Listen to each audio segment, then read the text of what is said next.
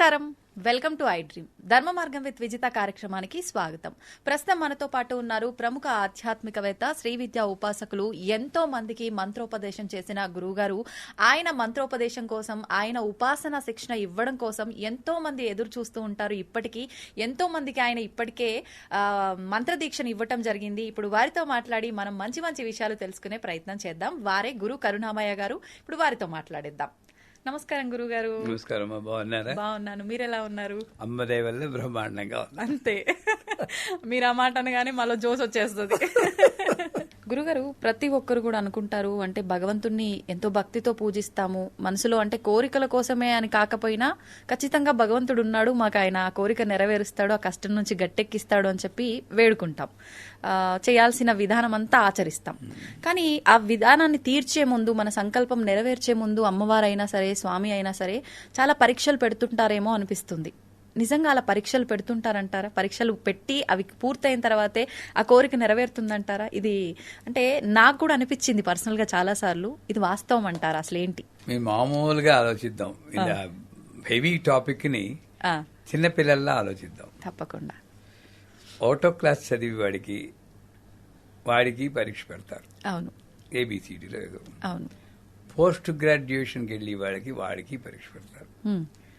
Auto class వెళ్ళేవాడు మామూలుగా ఏదో హలో హలో అని దేవుని పలకరించి ఒక అగరబత్తి వెలిగించేవాడు అనుకోండి. నేను అమ్మవారిని ప్రసన్నం చేసుకోవాలి, ఆవిడ వల్ల నేను అశేషమైనటువంటి ఆధ్యాత్మిక జ్ఞానాన్ని పొందాలి, పుణ్య కీర్తిని సంపాదించాలి, ఇవన్నీ భావనలతో నేను ఉపాసన చేస్తే మరి వీడికి నిజంగా అటువంటి వాల్యూ, అర్హత ఉందా లేదా అని పరీక్షించాల్సిన ఒక సిస్టమ్ ఒకటి ఉంటుంది కదా. అవును, అంతే కదా. సో అర్హతను నిర్ణయించడం కోసం ఒకటి. రెండోటి, a person who takes difficulty as an opportunity is a saint, who takes opportunity as a difficulty is a normal person అంట. నాకు పరీక్షని ఎవడికి పరీక్ష పెడుతుంది? ఒక చిన్న విషయం, మా గురువు గారు నవావరణ పూజని శ్రీ విద్యలో చాలా కష్టమైన లాస్ట్ పూజ అనమాట. అది న్యాయంగా చెప్పాలంటే 16 గంటల పూజ. మా గురువు గారిని censor cut cut cut cut అని ఇది అక్కలేదు మనకు అక్కలేదని 4 గంటలకు కుదించారు. కుదించి మాకు ఇంకా నేర్పలేదు. నాకు ఒక పుస్తకం ఇచ్చే రోజు, సుబ్బు, నన్ను సుబ్బు అని పిలుస్తారు ఆయన, సుబ్బు నువ్వు ఇది రేపు చేస్తున్నావు అన్నారు. అప్పుడు కొంచెం యంగ్ ఏజ్ కదా, ఉక్రోషం వచ్చింది. కనీసం పూజ పేరైనా చెప్తారా, మాకు టీచ్ చేయడం మాట అటుండండి, పేరైనా చెప్తారా అని అడిగాను. దీన్ని నవావరణ పూజ అంటారు, శంకరాచార్య వాళ్ళు పీఠంలో వాళ్ళు చేస్తారు. ఓహో, దానికి ట్రైనింగ్ లేదు, నేను చెయ్యాలి. రేపే మళ్ళీ 200 మంది వస్తున్నారు, కామాఖ్య పీఠంలో నువ్వు చేస్తున్నావు. ఎంత పెద్ద పరీక్ష అండి. కానీ మా గురువు గారి ట్రైనింగ్ వల్ల, మా అమ్మ ఇచ్చిన ట్రైనింగ్ వల్ల,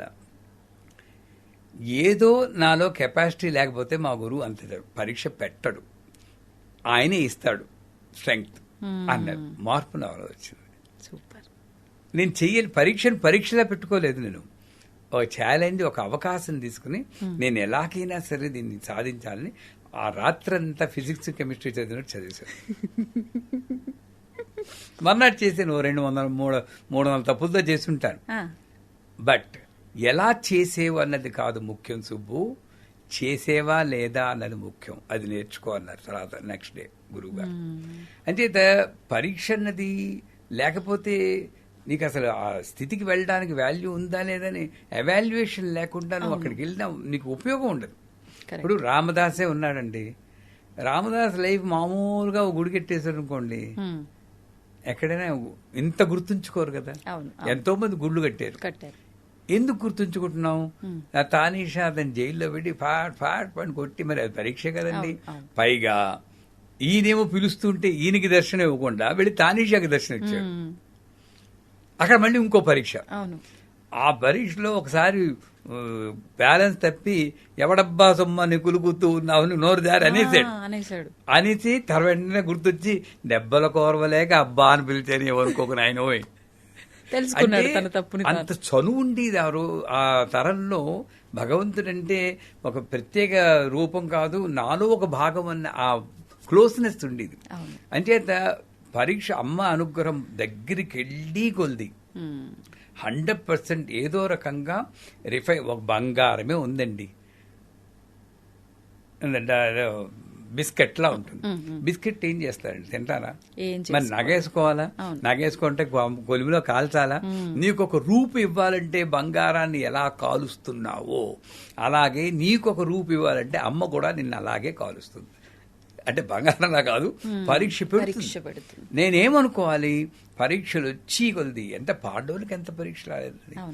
కుంతిదేవి ఉంటుంది, వచ్చి జన్మ అంటూ ఉన్నా కూడా నాకు ఇలాంటి జన్మ ఈ తల్లి, ఎందుకంటే ఎంత బాగా నీవు దగ్గరయ్యావు అని అనుకుంటుంది కదా. అంచేత పరీక్షల్ని నేను అమ్మకి దగ్గరయ్యే ఒక ఉపకరణం కింద నేను భావిస్తే నేను పరీక్ష కింద భావించను. ఎన్ని పరీక్షలు పెట్టారు మా గురువు గారు కానీ నా జీవితంలో కానీ విపరీతంగా వచ్చాయి. పెద్ద టాపిక్ అది. అంటే పరీక్ష పెడుతుందంటే 100% పెరుగుతుంది. మరి నువ్వు కోరుకున్నది లేదా నోరు మూసుకుని మామూలుగా ఒకరి తెలుగుతూ కూర్చో, పర్లేదు, నేనేమీ పరీక్ష పెట్టను. కానీ ఇక్కడికి రావాలి అంటే వారు చరిత్ర పుణ్యకీర్తి సంపాదించి అమతిర్మేధ శృతి స్మృతిరంతమా పుణ్యకీర్తి పుణ్యలభ్య. పుణ్యకీర్తి ముందు అమతిర్మేధ శృతి స్మృతి అన్న పదాలున్నాయి. అంటే నువ్వు ఏ ఆలోచన వచ్చినా సరే దానికి లొంగకుండా ఈ ఆలోచన అమ్మ వల్లే వచ్చింది, ఆలోచన ముందు అమ్మ ఉంది అన్న స్థితికి నువ్వు చేరాలి. దానికి పరీక్ష పెడుతుంది. శృతి స్మృతి, వేదము ఉపనిషత్తు చదువుకోవాలంటే నీ కంటతా వచ్చిందంటే 64 ఏళ్ళు పడుతుంది 4 వేదాలు పట్టుకోండి అని ఎవరో చెప్పారు. 16 ఏళ్ళు ఒక వేదానికి. అంత వయసు మన దగ్గర లేదు. అంటే వేదం వచ్చిందా అని చూడకుండా వేద సారం నీకు వంటబెట్టిందా అని అక్కడ పరీక్ష పెడుతుంది. శృతి అనుత్తమ, నువ్వు మామూలు వాళ్ళగా ఉన్నావా లేక యునిక్ గా ఉన్నావా? రోడ్డు మీద ఎవడో గిలగలా కొట్టుకుంటూ ఉంటాడు, నువ్వు వీడియో తీసి యూట్యూబ్ లో పోస్ట్ చేసుకుంటున్నావా లేక వాడికి ఏమైనా సాయం చేస్తున్నావా? ఆ పరీక్ష పెడుతుంది. రేపు నీకు ఒక పరీక్ష పెడుతుంది. అనుత్తమ, నువ్వు ఎందుకంటే ఒక చరిత్రలో మిగిలిపోతావు. ఎంతమంది గుర్తుంచుకుంటున్నారు? మనం పోయామనుకోండి, ఎంతమంది గుర్తుంచుకుంటారండి? మన ఫ్యామిలీ మెంబర్సే 10 నెల రోజులు 3 నెలలు గుర్తుంచుకున్న తర్వాత మళ్ళీ మామూలే అయిపోతుంది. మళ్ళీ రమణ మహర్షి, రామకృష్ణ పరమహంస, శంకరాచార్యులు వాళ్ళని ఎంతమంది గుర్తుంచుకున్నారు? మహాత్మా గాంధీ, వాళ్ళు యూనిక్ పర్సనాలిటీ. వాళ్ళు ఎంత అనుభవించారు, జైళ్ళకి వెళ్ళారు. క్యాన్సర్ వస్తే ఆ పురుగు కింద పడిపోతే మళ్లీ పురుగును పీచి పెట్టారు. ఏమీ మామూలుగా ప్రాపంచికంగా మనం అనుభవించేది ఏది అనుభవించలేదు. అదే పెద్ద పరీక్ష వాళ్ళకి. చేత పరీక్ష పెడుతుందా అంటే 100% పెడుతుంది. కానీ ఆ పరీక్ష తట్టుకుని శక్తి కూడా ఆవిడే ఇస్తుందన్న నమ్మకంతో ముందెళ్తే పరీక్ష ఒకసారి దాటి అటు వెళ్ళేవా ఆ చంద్రార్కం మనం ఉంటాం. అది మాత్రం సత్యం. నా జీవితంలో మొట్టమొదటి గురువుగారి దగ్గరికి వస్తే నేను నీ జీవిత లక్ష్యం ఏమిటంటే, చాలా రోజులు కొన్ని వేల మంది నన్ను గుర్తుంచుకుండాలి, మంచిగా గుర్తుంచుకుంటూ ఉండాలి. వీడురా ఇదిరా జీవితం అనుకుంటే అన్న జీవితం నాకు వచ్చేటట్టు అనుగ్రహించండి నన్ను. సూపర్. ఎందుకంటే నాకేం కోరికలేదు. కానీ చాలా తక్కువ ఆలోచిస్తారు ఇలా కదా గురుగారు. అంటే గురువు ఇచ్చిన అనుగ్రహం అదృష్టం అనుకోండి. అలా అదే, అంతకన్నా లేదు నాకు ఏమి. ఇప్పుడు కూడా అంతే. ఇప్పుడు నాకు తృప్తే. నేను వెళ్ళిపోయినా కూడా తరతరాలు నన్ను అనుకుంటూ ఉంటాను. నాకేం బెంగలేదు. వెనక్కి తిరిగి చూస్తే తృప్తే గాని నాకు బెంగలేదు. ఆ జీవితం రావాలి అంటే నేను పడ్డాను, ఎన్ని పడతాం, విపరీతంగా పెద్ద పెద్ద స్వామీజీలు, శంకరాచార్యులు వారు వాళ్ళందరూ పడ్డారు. అగ్ని ప్రయోగం జరిగింది ఆయన మీద. ఇవన్నీ తట్టుకుని అమ్మ అనుగ్రహంతో నిలబడ్డాడు గనకనే ఇంతెందుకు ప్రహ్లాదుని తీసుకోండి. అవును, హిరణ్యకశిపుడు ఎన్ని హింసలు పెట్టలేదు, ఒక్కసారైనా మానేడా? మన వాళ్ళు ఆ ప్లేస్ లో ఉంటే బాబు సరెండర్ అయిపోతాం కదా. దేవుణ్ణే తిట్టేస్తుంటారు. చివరికి ఎలాగా సినిమాలు చూపిస్తాడు, కిందకి పడిపోతూ ఉంటే ఆ నేల మీద టచ్ చేయదాకా పట్టుకోడు. అవును, అంటే ఎంత పరీక్ష అండి అది. మరి ఇతను భక్తుడని తెలుసు, అక్కడి నుండి పడేటప్పుడే పట్టేసుకోవచ్చు కదా. కిందకి పడిదాకా నువ్వు నమ్మకం పెట్టుకుంటావా, అప్పుడే నేను దొరుకుతాను. ఇవన్నీ మనకి నిదర్శనాలు. చేత మనం మన జీవితంలో అటువంటి పరీక్షలే వాళ్ళు తట్టుకున్నారంటే ఇవన్నీ చిన్న చిన్నవే అనుకున్నామా, ముందుకెళ్తాం. అద్భుతం గురుగారు. నిజంగా ప్రతి ఒక్కరు ఈ భావనతో ఉండాలి. నిజంగా ఇప్పుడు ఇది వినగానే అనిపిస్తుంది వెంటనే ఇది పాటించాలి, ఇలాగే ఉండాలి అని. మరుక్షణం నార్మల్ ఇలా అయిపోతుంది. అంటే అందరూ శ్మశాన వైరాగ్యం, ప్రసూతి వైరాగ్యం, పురాణ వైరాగ్యం ఇలా వైరాగ్యాలు ఉండకుండా నిజమైన వైరాగ్యం మనం అలవర్చుకోవాలి అని ఒక దృఢ సంకల్పం ఉంటే చాలు, ఆవిడ అనుగ్రహంతో అదే వచ్చేస్తుంది. గురుగారు, నేను ఇప్పుడు అడగబోయేది కళలకు సంబంధించి. అంటే చాలా మంది కళలో ఏదో ఒక మంచి పని చెయ్యాలి అని చెప్పి నాకు అమ్మవారు వచ్చి చెప్పింది అని చెప్పి బయటికి చెప్పేస్తుంటారు. మెలకు వచ్చిన తర్వాత నాకు ఇలా అమ్మవారు చెప్పింది అంటే అది వాళ్ళ భ్రమ అనుకోవాలా? నిజంగా కల్లో అమ్మవారు అలా వచ్చి ఇది మంచి పని, ఇది చేస్తే మంచి జరుగుతుంది ఇలా నిజంగా చెప్తారా? చాలా మంది కళలో నాకు అమ్మవారు ఇక్కడ విగ్రహం ఉంది తీయమని చెప్పి, లేకపోతే అక్కడ ఆలయం కట్టించమని చెప్పి ఇలా రకరకాలుగా చెప్తున్నారని చెప్తారు. అంటే ఇలా చెప్పే వాళ్ళని కొంతమంది నమ్ముతారు, కొంతమంది దీనికి ఏదో పిచ్చి డేలో ఏదో మాట్లాడి ఉంటుంది, దానికి సంబంధించి ఇప్పుడు కళ వచ్చింది అదంతా వదిలేయాలి ఇలా తీసుకుంటాం. ఎలా తీసుకోవచ్చు అంటారు ఈ కళని? ఇంకొక విషయం, ఈ మధ్య కాలంలో నాకు ఒక ఫ్రెండ్ ఒక విషయం చెప్పింది. అది నేను ఇప్పటివరకు ఎవరిని అడగలేదు. ఇప్పుడు ఎట్లా కళల టాపిక్ వచ్చింది కాబట్టి మీ దగ్గర చెప్దాం అనుకుంటున్నా. తనకి శివుడికి అభిషేకం చేస్తున్నట్టు కళ వచ్చిందంట. చాలా ఎక్కువసేపు అలా చేస్తూనే ఉంది, మైమర్చిపోయిందంట అభిషేకం చేస్తూ. మొత్తం దేవుడి పైన భక్తిని అంతా చూపించేసుకుంది. తీరా మెలకు వచ్చిన తర్వాత చూస్తే తను అప్పుడు నెలసరి సమయంలో ఉంది, పీరియడ్స్ లో ఉంది. తను ఇంకా ఏడుపు ఒక్కటే తక్కువ తనకి. ఏంటి ఇలా అయింది, నేను అభిషేకం చేసినంత వరకు బాగుంది, అది కళ అని తెలిసినా సంతోషపడేదాన్ని, కల్లో అయినా అంతసేపు చేసినా అని చెప్పి, కానీ తీరా చూస్తే నేను ఇలా ఉన్నాను, నాకేమైనా దోషమా, అసలు నాకు ఎందుకు వచ్చింది ఇలాంటి కళ, ఈ విషయం తను నాకు చెప్పింది. దీన్ని ఎలా తీసుకోవచ్చు అంటారు? అసలు ముందు మీ ఫ్రెండ్ విషయం తీసుకుందాం. జాగ్రత్త, స్వప్న, సుషుప్తి అవస్థలు 3 ఉన్నాయి. ఇందులో మీ ఫ్రెండ్ అనుభవం స్వప్న సుషుప్తుల్లో అనుభవించుంటుంది. ఇందులో ఈ రెండిట్లోనూ మీరు లేరు. స్వప్నంలో మీరు మనం ఉండము. స్వప్నంలో ఏంటి, నేను మగాడినా ఆడదాన్నా అంటే అది ఉండదు, అసలు ఏం ఉండదు. సుషుప్తి అంటే అసలు కల కూడా ఉండదు, అటువంటిది అది కాదు. అంచేత నేను లేనప్పుడు నాకు పీరియడ్స్ ఎలా వస్తాయి? మెలకొచ్చేకే నా స్థితి నాకు గుర్తొచ్చింది. అంచేత ఇంకోటి ఏంటంటే ఆ స్థితిలో వచ్చిన ఈశ్వరుడికి తెలుసుగా నీకు పీరియడ్స్ ఉన్నాయని తెలుసు. అయినా సరే వచ్చేటంటే అది దోషం లేదనే కదా. నువ్వు దాన్ని సరిగ్గా అర్థం చేసుకుని నా దోషం ఉందని నువ్వు క్రియేట్ చేసుకుంటున్నావు కదా దోషం. ఆ ఈశ్వరుడు సర్వాంతర్యామి, సర్వజ్ఞ అని తెలిసినవాడు. ఈ అమ్మాయికి పీరియడ్స్ ఉంది, నేను కళ్ళలో రాకూడదని అనుకుని రాకుండా ఉండాలి కదా మరి న్యాయంగాను. అంతే. వచ్చేడు అంటే నీ ప్రయత్నము, నీ ప్రేమేం లేకుండా వచ్చిన దానికి నీ బాధ్యత ఎంత మాత్రం లేదు. ఇకపోతే మా గురువుగారు చెప్పేవారు 2 ఉన్నాయి, విజన్ అండ్ మెమరీ లీక్ అని. కళలు అనేవి మోస్ట్లీ మెమరీ లీక్. ఈవిడికి 3 వంతులు శివరాత్రి ముందు వచ్చి ఉండాలి కళ. నేను శివుడి గురించి ఆలోచిస్తున్నా కదా, శివరాత్రి ముందు కాబట్టి శివుడు వచ్చేస్తాడు. అవన్నీ మెమరీ లీక్లు. అంచేత మోస్ట్లీ మెమరీ లీకే ఉంటుంది. విజన్ అంటే ఏమిటి అని మా గురువుగారు అడిగితే, నీకు ఇంత ముందు చూడనటువంటి ఆకారాలు కానీ చూడలేటువంటి దృశ్యాలు కానీ కనబడితే నీ మెమరీకి బియాండ్ యువర్ మెమరీ, అది విషన్ అని గుర్తుంచుకోవాలన్నారు. ఇప్పుడు మా కళలో మధురై మీనాక్షి కనబడింది, మంచిదే, మెమరీ లీక్. ఆకాశంలోని పుష్పవర్షం కురిచింది, మెమరీ లీక్. కాకపోతే అరటి చెట్టు నుండి కలుపు వచ్చింది, బుర్ర తిరిగిపోతుంది. ఎలా వచ్చింది, ఏదో ఉద్దేశం ఉంది. దీని మళ్ళీ వ్యాఖ్యానాలు చెప్పమని అడుగుతుంటాను. నాకు నా గురువుగారితో కూర్చున్నప్పుడు కుంభాభిషేకం అప్పుడు ఇక్కడ కూర్చో జపం, కళ్ళు మూసుకో అన్నాడు. అప్పుడు నిద్రపోలేదు కూడా.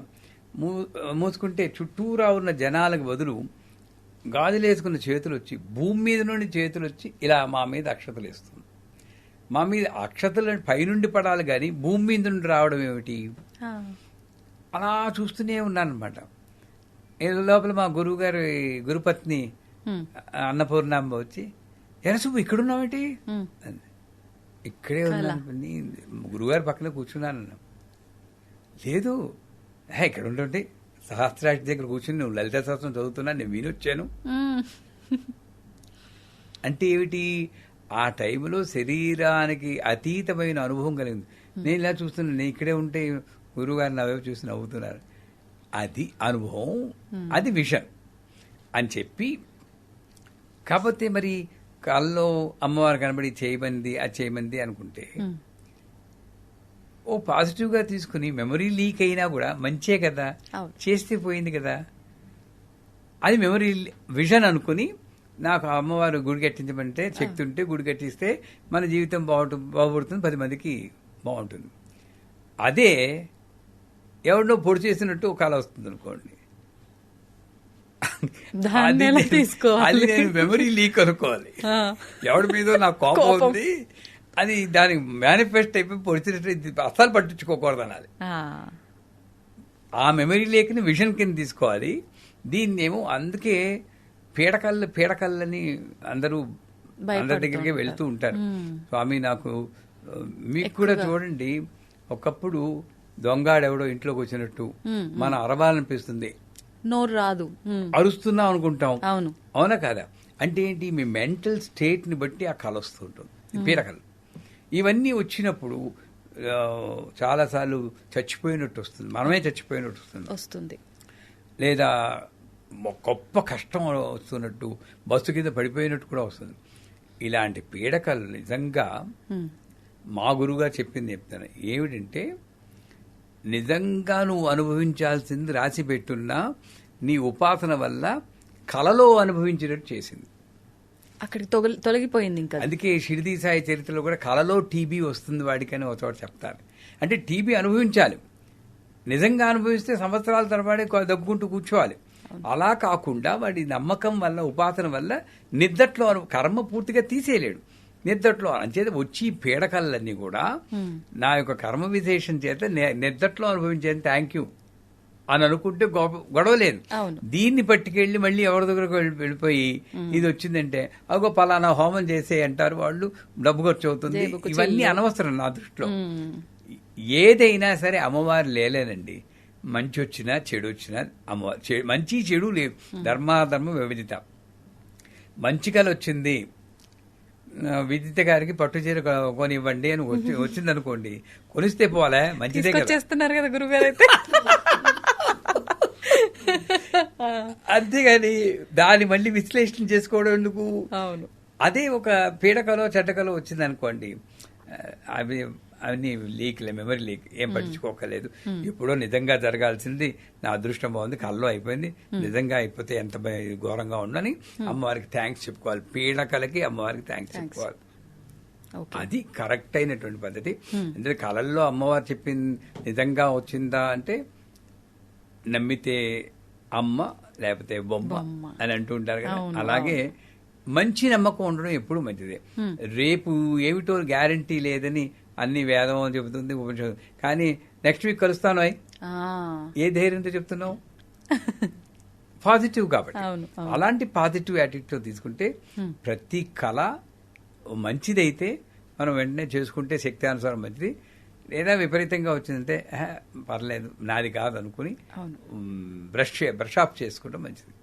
సూపర్ గురుగారు. అంటే మీరు చెప్పిన దానికి నాకు ఆల్రెడీ అంతా క్లియర్ అయిపోయింది. బట్ ఊర్లలో ఎక్కువగా పెద్దవాళ్ళు చెప్తూ ఉంటారు, అంటే పెళ్లికి సంబంధించిన కళ వస్తే ఎవరికో ఏదో జరగబోతుంది అని చెప్పి, నీళ్లు కళలో వస్తే కూడా మనకి ఏదో శోకం అని చెప్పి, ఇలా చాలా రకాలుగా చెప్తుంటారు. అవన్నీ ఒక పెర్మిటేషన్ కాంబినేషన్ థియరీ. 5 మందికి ఈ కళ వస్తే వాళ్ళ, ఇప్పుడు మా దీంట్లో శ్రీమంతం అలవాటు లేదండి అంటుంటారు. అవును అవును. ఎందుకు? శ్రీమంతం ఒక 4 సార్లు అటెంప్ట్ చేస్తే ఏ ముసలమ్మ వెళ్ళిపోయి ఉంటుంది, 70 ఏళ్ళ ఆవిడ. ముసలమ్మ ఎలాగా వెళ్ళాలి, వాళ్ళు శ్రీమంతానికి లింక్ పెట్టేస్తారు.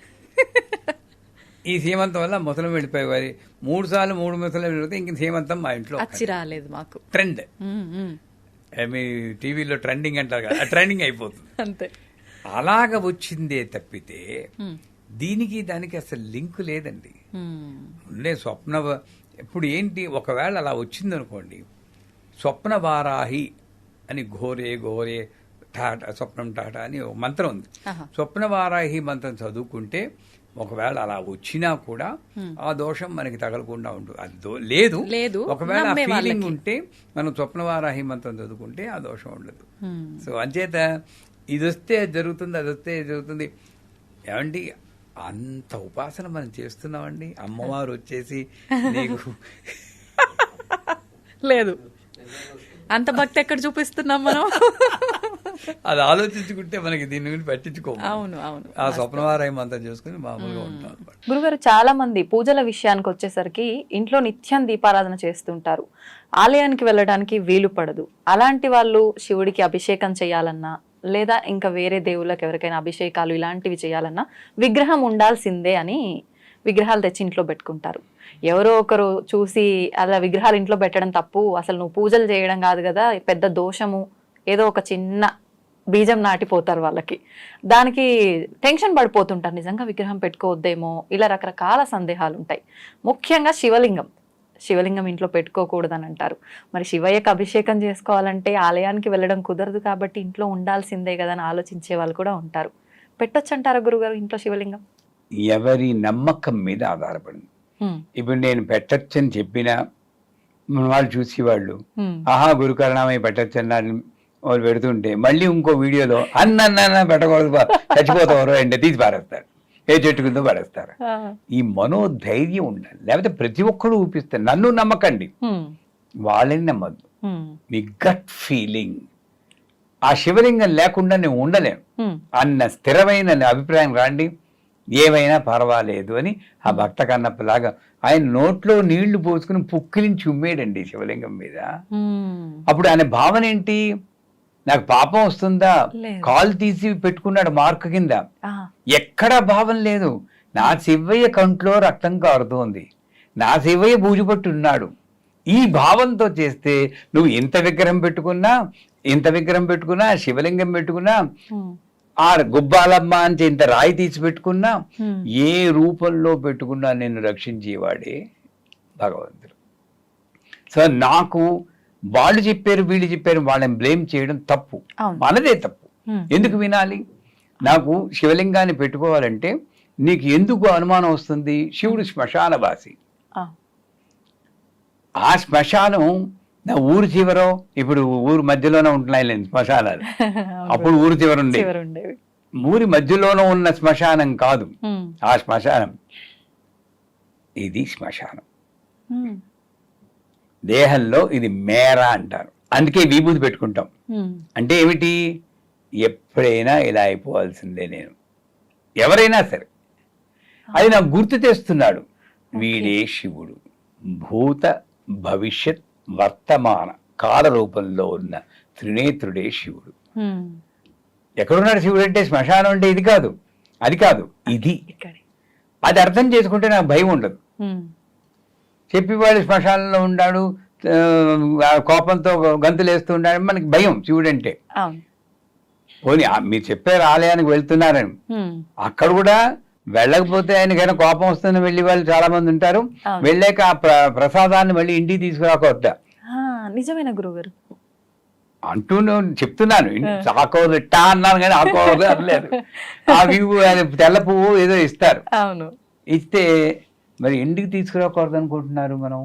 ఇంటికి తీసుకొస్తే అశుభం, శ్మశానం. అది తీసుకెళ్లి నందీశ్వరుని పెడతాడు. అంటే వాళ్ళు పోయినా పర్లేదు, సాడిస్టిక్ ఫీలింగ్ కదా, లాజికల్ గా నువ్వు ఏం చేయాలి? తీసుకెళ్ళి బయట పడేయాలి. నంది మీద పెడితే ఆయన ఇవ్వాలి పాపం. అది ఏం చేయదంటే ఇంటికి పట్టుకెళ్ళి మరి ఎటు చూసినా నువ్వు మనం చేసేది ఎక్కడో ఫాల్ట్ ఉంది. అంచేత ఇక్కడ ప్రాబ్లం ఏంటంటే ఇంట్లో చేసుకుంటున్నానా, వీధిలో చేసుకుంటున్నానా, ఆన్లైన్లో చేసుకుంటున్నా, అది కాదు ప్రాబ్లం.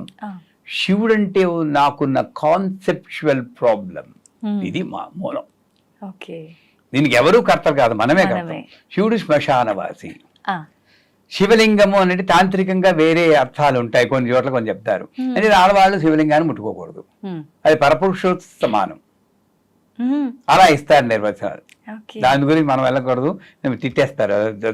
అందుకని అలా చెప్పి శివలింగాన్ని ముట్టుకోకూడదు అంటారు. అసలు ఇంకొంతమంది శివలింగానికి అభిషేకం చేయకూడదు, రుద్రం చదవకూడదు, ఆడవాళ్ళు ఏం చేయకూడదు. ఇదేదీ కాదు. ఒకవేళ నిజంగా అదే నిజమైనా ఏదైతే అవుతుంది. నేను ఆ శివయ్యకి అభిషేకం చేయకుండా ఉండలేను అని చిన్న శివలింగం తెచ్చుకోను. యాక్చువల్గా చెప్పాలంటే శివలింగంలో పానవట్టం ఉంటుంది. ఇక్కడ శివుడు, ఇదేమో ఫీమేల్ అమ్మవారు, ఇదేమో అయ్యవారు. దాంపత్యాన్ని అభివృద్ధి చెందించేదే శివలింగం. శ్మశానం అనుకుని మానేస్తున్నారు మన వాళ్ళు. అవును. రెండూ కలిసి ఉంటాయి. ఇక్కడ అమ్మవారు ఉంటారు, అక్కడ ఏవారు ఉంటారు. ఇద్దరికి ఒకేసారి అభిషేకం చేసే అదృష్టం శివలింగంలో ఉందర్రా బాబు.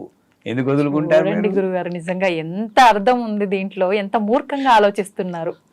అది మూర్ఖత్వం అనలేదు, అది కూడా ఎందుకు అనుకోవాలి? వాళ్ళకి పాపం ఎక్కడో చదువుతారండి, ఏదో చేస్తారు, బలహీనంగా కొట్టుకుంటూ ఉంటారు, వీళ్ళే తప్పులు చేస్తారు. ఇప్పుడు నాకు వచ్చి ఎవరైనా సరే నువ్వు ఇలా బాహాటంగా మంత్రాలు చదివిస్తున్నావు, చాలా పాపం అంటే, ఆహా అలాగా, మీ స్కూల్ ఆఫ్ థాట్ అది, నా స్కూల్ ఆఫ్ థాట్, నా గురువు ఇలా చెప్పారు, పర్లేదు, 70 ఏళ్ళు బతికేనా, ఇంకెన్నాళ్ళు పోతాం, బతుకుతాం, అంతే. గుండు వికలాన్ని బతికాం, బ్రహ్మాండమైన లైఫ్ ఉంది. Why should I fear? ఆ ఆత్మస్థైర్యం లేకపోవడమే లోపం. అంచేత అదొకటి. ఈ శివలింగాన్ని తెచ్చుకున్నాక సింప్లెస్ట్ పూజ శివలింగాన్ని చేయొచ్చు. ఎందుకంటే బోళాశంకరుడు అన్నాడు అభిషేక ప్రియ అనకూడదు. కానీ విష్ణుమూర్తి అంటే కోపం కాదు, ఆయన్ని ఆరాధిస్తాం. ఏలకుల మాల పూజ అని చెప్పి చాలాసార్లు చెప్పుకున్నాం. ఆయన అలంకార ప్రియ. ఓహో పూలు దండలు వేసేసి భోగాలు చేసి అలంకారం చేయాలి, భోగాలు చేయాలి. అమ్మవారేమో స్తోత్ర ప్రియ. ఇందాకనేమో షూటింగ్ ముందు అనుకున్నాం, ఆడవాళ్ళని కాస్త పొగిడితే చాలు ఐస్ అయిపోతారు, అది తెలియక అభివరిస్తున్నారు మా వాళ్ళు అనుకున్నాం. లాజిక్ మిస్ అవుతున్నారు, లాజిక్ మిస్ అయిపోతుంది. కాస్త బాగుంది, ఆ చీర బాగుంది, చాలా బాగుంది అనుకుంటే అయిపోద్ది. అందుకని అమ్మవారు స్తోత్ర ప్రియ, విష్ణు అభిషేక అలంకార ప్రియ, శివుడు అభిషేక ప్రియ. ఆ అభిషేకం కూడా ఆయనతో పంచామృతాలు పోయి అది పోయి ఇది పోయి అంటలేదు, మనకోదో వెరైటీగా ఉంటే బాగుంటుంది, తృప్తి కోసం చెప్తున్నాం. అందులో గంధోదకంతో చేయొచ్చు, గంధంలో నీళ్ళలో గంధం వేసి చేయొచ్చు, విభూది ఉదకం అంటే విభూది వేసి చేయొచ్చు, రుద్రాక్షలు వేసి చేయొచ్చు, బిల్వాల పత్రాలు వేసి చేయొచ్చు. ఆఖరికి మామూలు మంచినీళ్లు పోసైనా చేయొచ్చు. ఆయనకి కావాల్సింది ఓం నమ శివాయ, భక్తితో కృతజ్ఞత తెలపడమే. అది ఏమి సింపుల్ గా చేసుకోవచ్చు. అటువంటి శివయ్యని చూసి భయపడుతున్నామా? సో హాయిగా శివలింగం ఇంట్లో పెట్టుకోవచ్చు.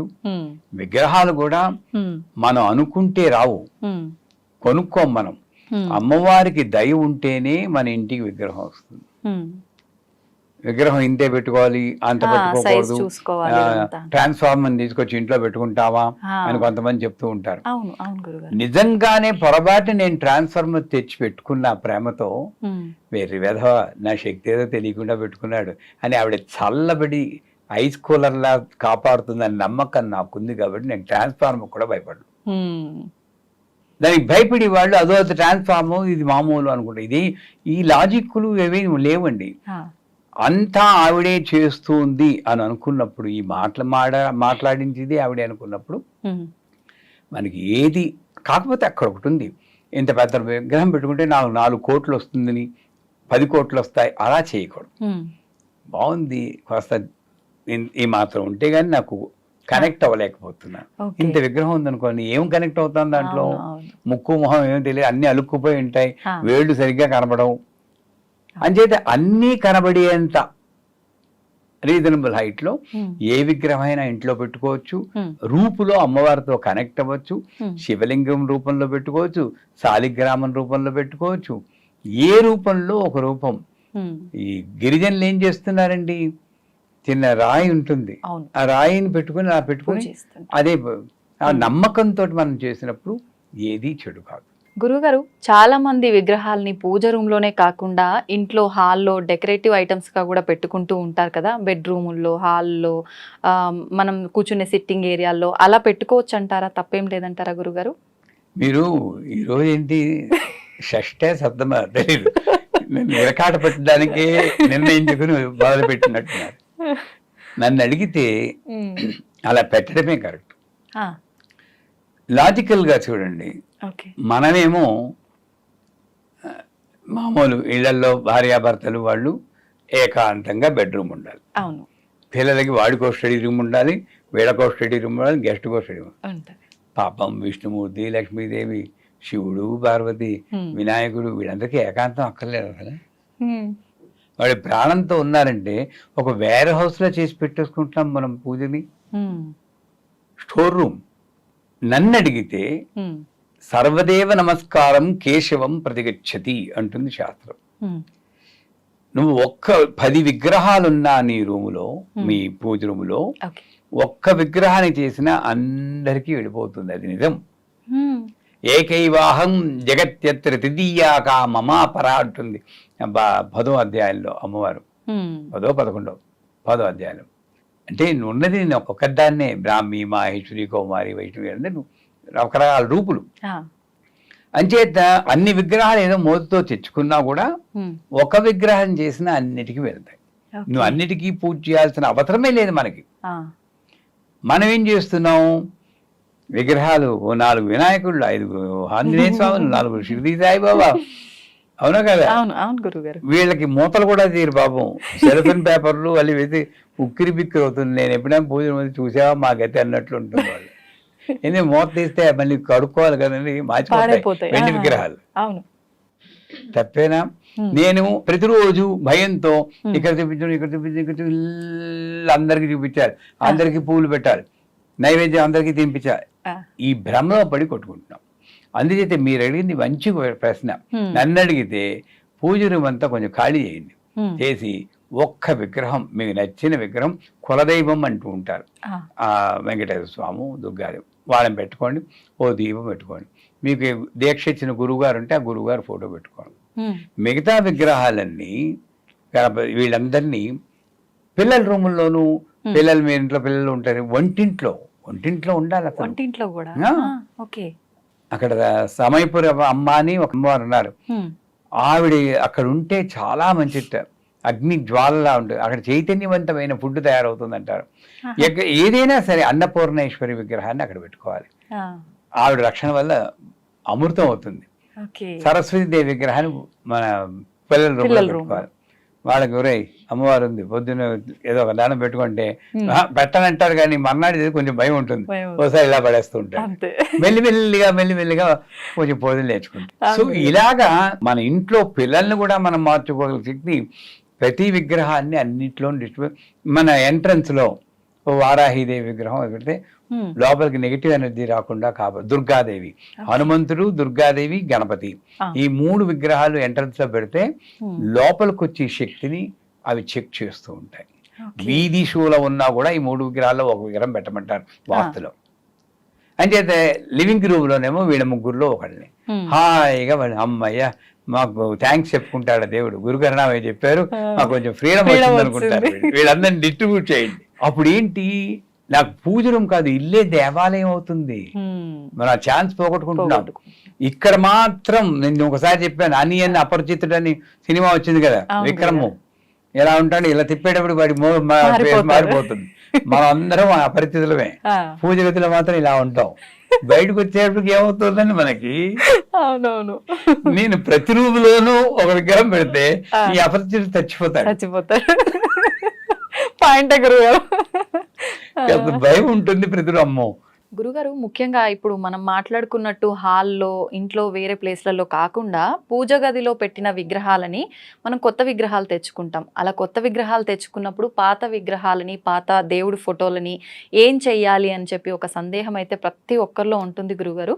నిజంగా ఆ పాత విగ్రహాలని ఏం చేస్తే బాగుంటుంది అంటారు గురుగారు, తెలియజేయండి. నేనేంటే ఏదో యాదృచ్ఛికంగా ఓ చెయ్యో కాలం విరిగిపోతుంది అనుకోండి, ఆ విగ్రహానికి న్యాయంగా విశాఖపట్నం వెళ్ళారు ఎప్పుడైనా? అక్కడ కనక మహాలక్ష్మి గుడి ఉంది. ఈ 2 చేతులు ఉండవు, మామూలుగా మొండిగా ఉంటుంది. ఎందుకని గురుగారు అలా? అది ముస్లిమ్స్ కాలంలో వాళ్ళు దొంతం చేశారు. 2 చేతులు, చెయ్యి అంగవిహీనంగా ఉంటుంది. మరి అలా పూజలు బ్రహ్మాండమే. అక్కడ పూజ చేస్తే ఇంక కోట్లే మీకు. చాలా బాగుంటుంది, మంచి శక్తివంతం. మరి ఆవిడ చేస్తున్నారు. మన ఇంట్లో విగ్రహం వేలు కొంచెం ఇలా అయినా ప్రారంభిస్తున్నాం, ఎక్కడో తేడా ఉందా? ఎక్కడ మనం ఆలోచనలో తేడా ఉంది, ఆలోచనలోనే తేడా ఉంది. పూరి జగన్నాథ విగ్రహం కూడా పూర్తిగా పెద్ద ఏం కనబడదు. సో ఆ రకంగా చూస్తే ఒకవేళ విగ్రహం కొంచెం ఏదో కాస్త విరిగినట్టు అనిపిస్తే మనం బలహీనం కాబట్టి ఎప్పుడు దృష్టి వేలు విరిగింది అనుకుంటాం. ఒకటి దాన్ని మర్చిపోవడానికి కొంచెం పక్కన పెట్టేసి అలాగని పూర్తిగా పాడే వీళ్ళు ఏం చేస్తుంటారు, ఎక్కడ చదువుతారో తెలియదు, ఏ వీడియో చూస్తారో తెలియదు, ఆ విగ్రహాన్ని చెట్టు కింద పడేస్తారు. తప్పేనా? అవును, ఇన్నాళ్ళు నువ్వు పూజ చేసేవా, నీ సంసారాన్ని రక్షించిందా? 1,000 కొంచెం ఇలా అయితే చెట్టు కింద పడేయడం అంత తప్పు. బోరు మండు ఆ దేవుడు, రేయ్ నిన్ను రక్షించింది నేనేం రా, నన్ను బయటపడేసావు రోయ్ అని వేడవడు.